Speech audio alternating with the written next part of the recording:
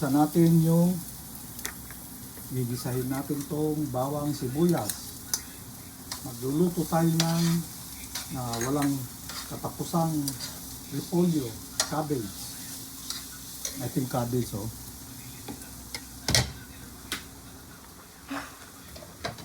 And cabbage.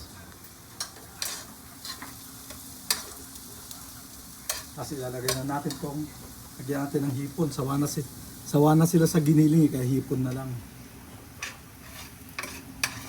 Doktora, ilagay ko na yung hipon. Ha? Ano sabi ng doktora? Tanong mo nga. Dok, lagyan na daw po ba yung hipon? Nabalatan na, ilalagay ko na. Oo, ayan, lagyan natin yung hipon.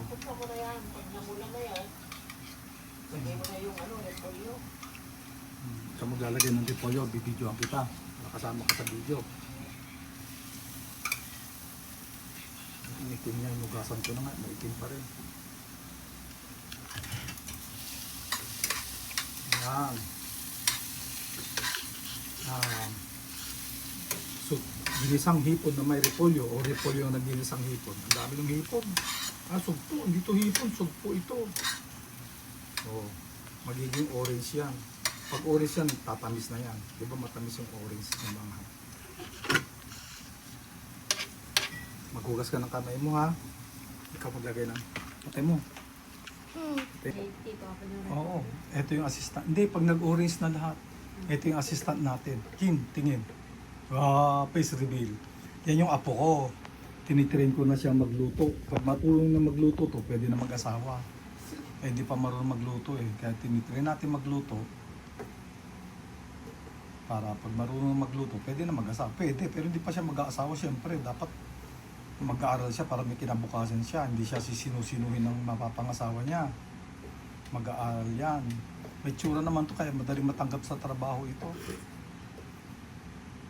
Kasi ako, dahil gwapo ako, hindi ako nahirapan maghanap ng trabaho. Sila pa naghanap sa akin. Hindi nga, totoo. Nung araw, ang daming telegram dumating sa akin. Kaya, bukod sa matalino na ako, may tsura pa. Ikaw, gusto mo ilagay? Kasi yellow lang. Orange na. Lahat po to. Oo, kuka naman yan eh, magsisettle. Lalagyan ba ng tubig, Dok? Yung chip na. Mamaya, sige, lagay mo. Nagdugas ka ng kamay, ha? On. Hindi ko nakita.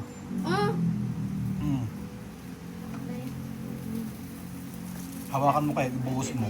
Lagyan ng konti, ano? Para magtubig. Dinigay natin lahat. Huwag lahat, aapaw yan eh. Konti lang. Tatakpan. Yan yung assistant ng assistant. Siya ang assistant to the assistant cook. Ako ang assistant cook. Ang chef namin nandun nakahiga. Kasi tinatamad. Lagyan natin siya ng tubig. O, di lagyan mo. Lalagyan daw ng tubig. Sige, lagyan mo. Kunti lang para may kunting sabaw. Kasi mahirap kumain ng walang sabaw eh. Pag may sabaw, madaling lunukin. O, kung nagmamadali ka, di lunok na lang na lunok. Lagyan mo na lahat yung kwan. Hindi tubig ang nilagay. Yung, ano yan? Yung repolyo. Para sabay-sabay maluluto.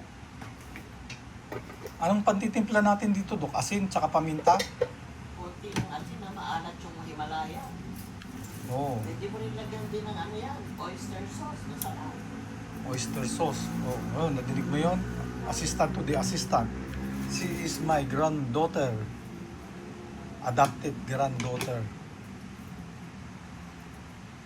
Kasi wala akong apo rito. Hindi, may apo ako rito sa Pilipinas. Mga 4. Anak ng mga pamangkin ko. May 4 akong apo rito.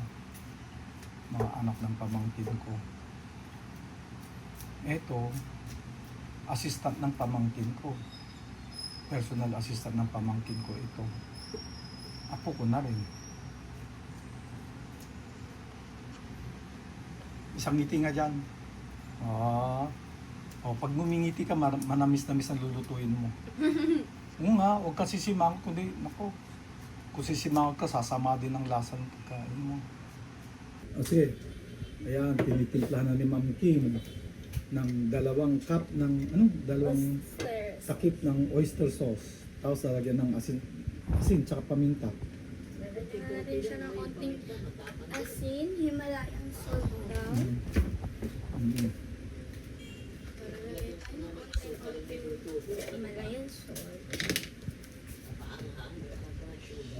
Kunti lang, kunti. Kasi tama na yan. Isang das lang. Tama na yun kasi may Ang ostrich sauce na. pampasarap. Yan ang pinakamasarap na asin sa buong mundo, no? Himalayan. So, pink. Pink Himalayan. Eh, lahat naman ng Himalayan salt, pink eh. Meron bang hindi pink?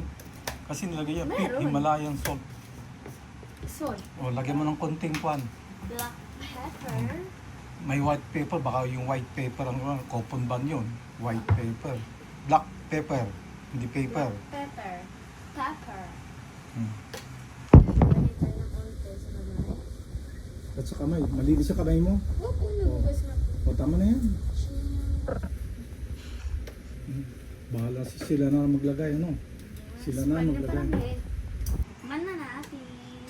Sarap na ito. Anong tinik mo? Sabaw o yung kwan, gulay? Gulay. Tikman mo pareho. Mainit.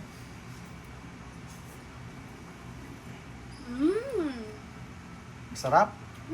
Ano, sa tingin mo pwede ka na mag-asawa, marunong ka na magluto eh. Ha? Pero parang hindi pa.